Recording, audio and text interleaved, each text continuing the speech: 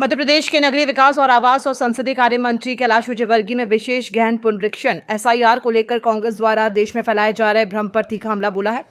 उन्होंने कहा कि एसआईआर कोई नई प्रक्रिया नहीं है, बल्कि स्वतंत्रता के बाद से ही चुनाव आयोग हर राज्य में नियमित रूप से ये कार्य करता रहा है। मंत्री विजयवर्गीय ने कहा कि मैं कांग्रेस से सवाल करना चाहता हूं कि राहुल जी, आपकी मां जब इस देश की नागरिक नहीं थी तो उन्होंने वोटर लिस्ट में नाम कैसे जुड़वाया था? क्या वोट की चोरी नहीं की उन्होंने? आप वोट चोरी का आरोप लगा रहे हैं, घुसपैठियों को घुसेड़ रहे हैं, अपने पक्ष में उनसे मतदान करा रहे हैं। क्या ये वोट चोरी नहीं है? ये देश के साथ गद्दारी है और इसलिए इस प्रकार का नैरेटिव बनाकर आप देश की जनता को नासमझ मत समझिए। जनता आपका चेहरा पहचान गई है।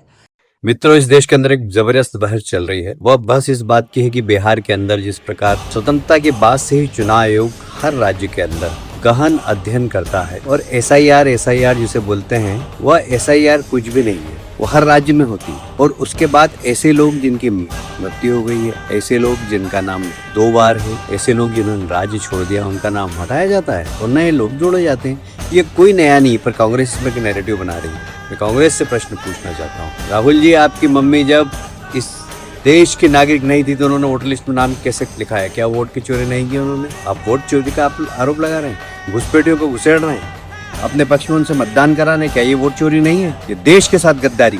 और इसलिए इस प्रकार का नैरेटिव बनाकर आप देश की जनता को ना समझ मत समझिए। देश की जनता आपका चेहरा पहचान गई है। उच्चतम न्यायालय ने भी कह दिया है कि यह एक सतत चलने वाली प्रक्रिया है, इसको कैसे रोक सकते हैं आप?